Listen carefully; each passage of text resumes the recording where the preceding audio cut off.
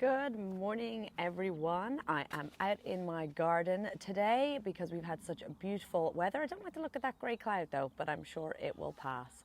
Well, we are ready for our Readers, Our Leaders Kids book club.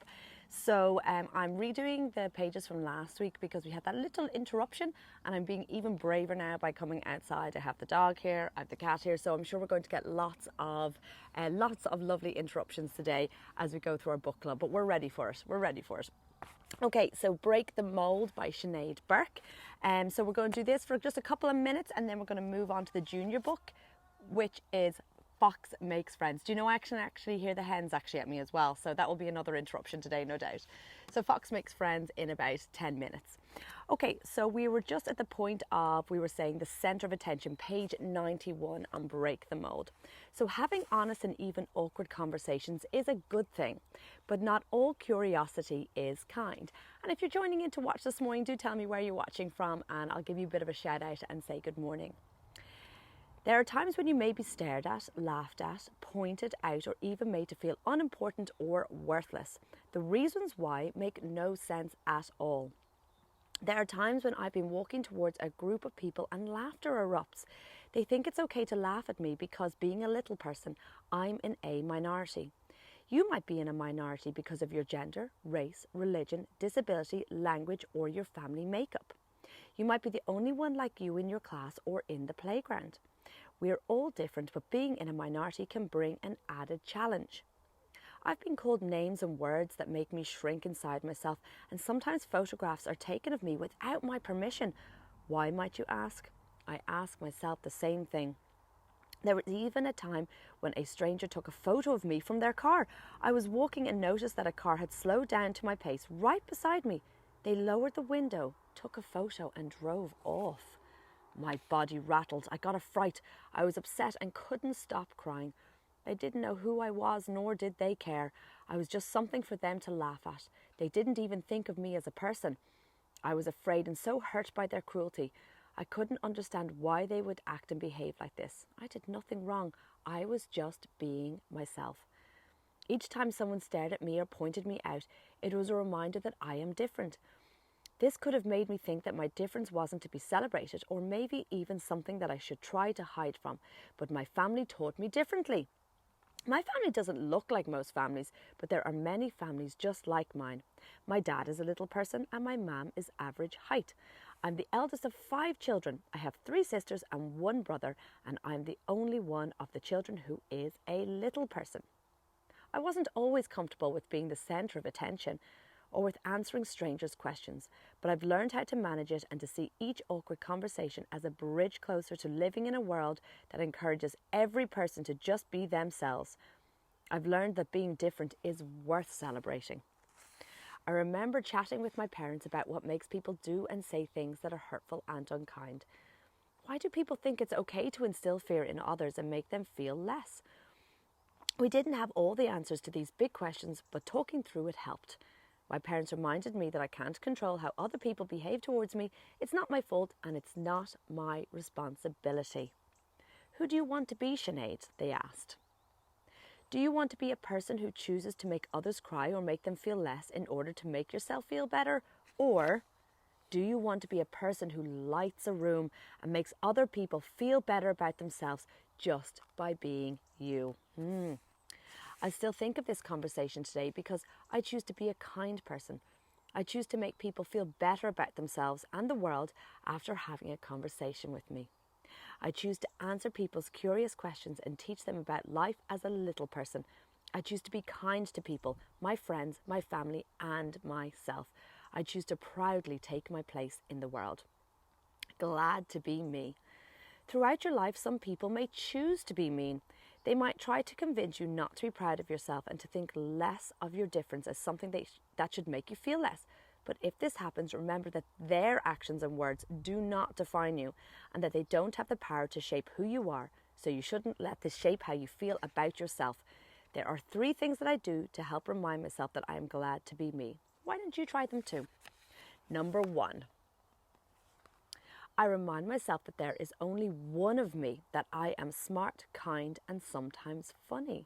And that means there's only one of you too. I remind myself that I am proud of who I am and I celebrate what makes me different. Do you know what makes you different? I remind myself that I'm a good friend and a person who helps others to see the value in being themselves. Fantastic, Sinead. We all have the power to make our friends and the people we might meet feel confident to be themselves too. So why not start now? You should ask a friend about the things you have always admired about them and get them to tell you more about how it feels to be them. This will help them realize they are also unique and special, and you might even discover something you didn't know about them. You could ask these questions to someone you haven't spoken to much before. But I know these conversations can be difficult and maybe you don't feel ready to have them yet, and that's okay. Why not start with a simple, hello, what's your name? It's a small step, but people don't forget the effort you've made. Now we're on to chapter 5 now, to find your words. So all about having a conversation. This is interesting. Choosing the right words at the right time can be difficult. Knowing what to say and how to say it takes practice. But language and words are important. They are the tools we use to communicate, to tell the world who we are and to learn about other experiences. Words can bring you down or they can lift you up. Just think of a time when someone has said something nasty to you and how that made you feel. Then compare it to the way you have felt when someone has said something loving to you. Words are powerful. Language is constantly changing too. It evolves over time and morphs depending on who is saying it, when they are saying it and why they are saying it. That sounds confusing, but you change your language and vocabulary all of the time, maybe even without realising it. When you talk to a friend, because you know each other so well, the language you use is more casual. You have your own shorthand way of saying things. You may even finish each other's sentences, or you can predict what the other person is going to say. In school, when you talk to your teacher, you're more formal. You might pronounce every letter and syllable accurately and pay close attention to the words you choose. You might also change your language at home. Maybe in school you speak English and at home you speak Spanish or French or Irish or Arabic or Swahili or Urdu. Or maybe you communicate with your hands, signing and lip reading words. There are many ways we can express ourselves and connect with the people around us. Language I love. What are your favourite words? Define each word and share them with your friends or family, explaining what they mean. And if you're watching this either now or on the replay and you have a favourite word, stick it into the chat. I'd love to find out what it is. Here are a few of my favourite words. Ameliorate, I hope I'm saying that right, ameliorate, cantankerous, empathy, melange and ineffable. I like the action of pronouncing them and learning the ways in which my face has to shift and change to say them correctly. And by the way, in case you're wondering what they mean or how you say them, here are some definitions. So ameliorate, a verb that means to make something better. That's a new one for me. Empathy, a noun that means to understand and share someone else's feelings and experiences. Mélange, a noun that describes a mixture. Cantankerous, that is a good word, an adjective that describes someone who is argumentative and unhelpful. Ineffable, an adjective that means something that is so incredible that you can barely find the words to explain it. Ooh, do you have any favourite words? I'd love to find out.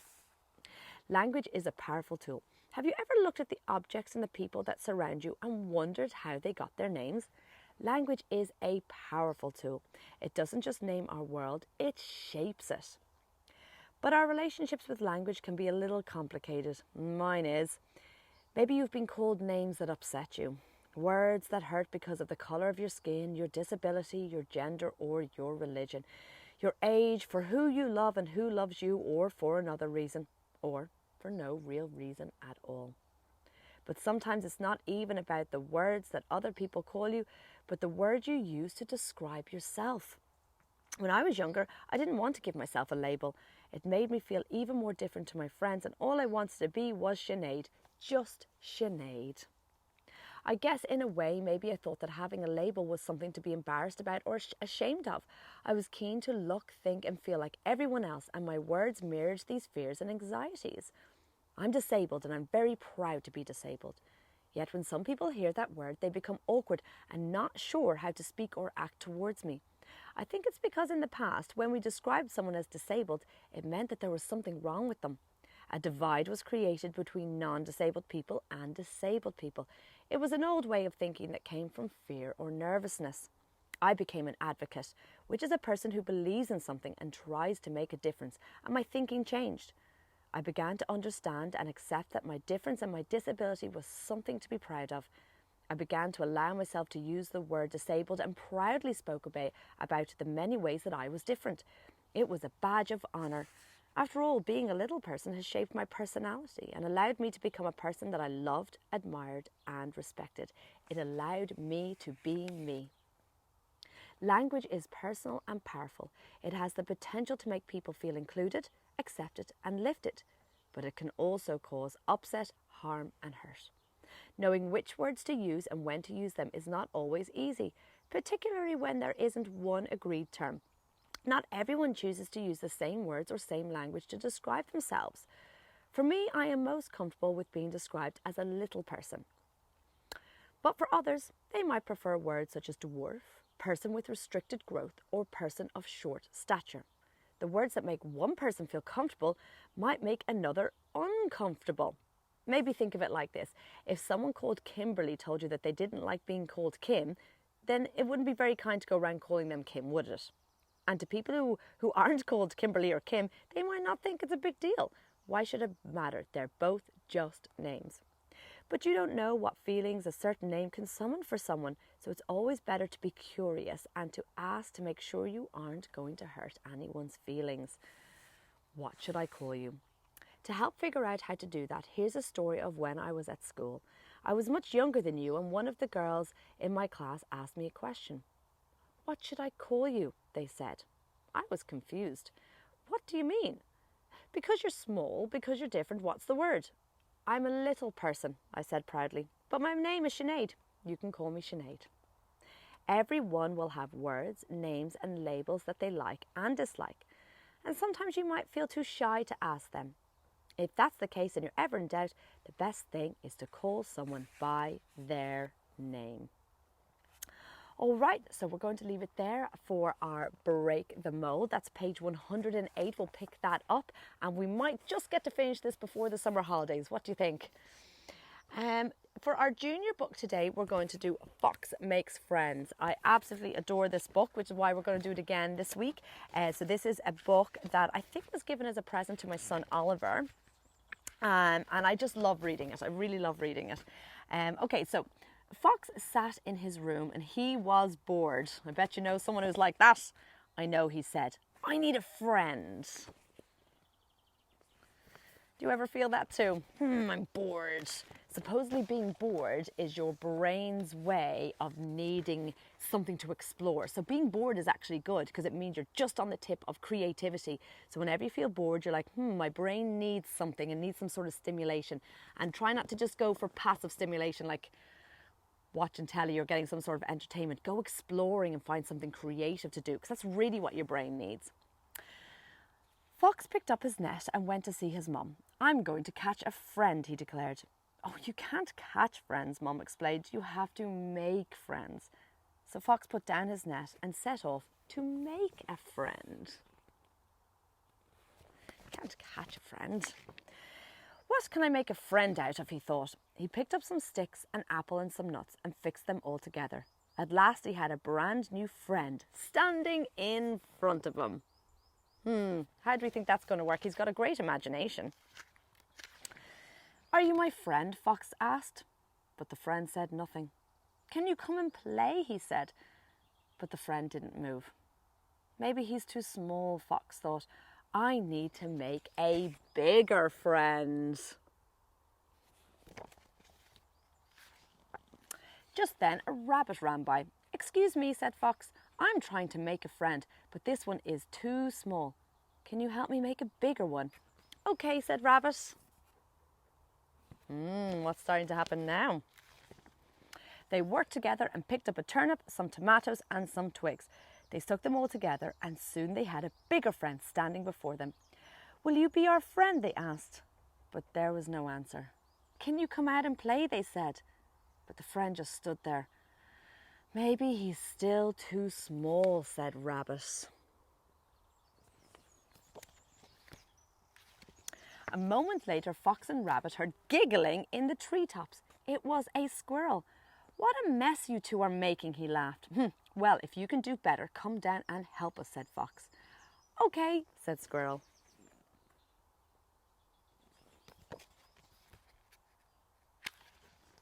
This time, all three of them set to work. They picked up a huge pumpkin, a turnip, some branches, and some apples.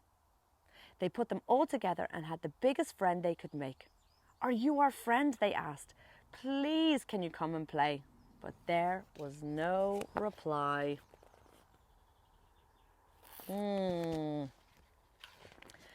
Finally, they all gave up.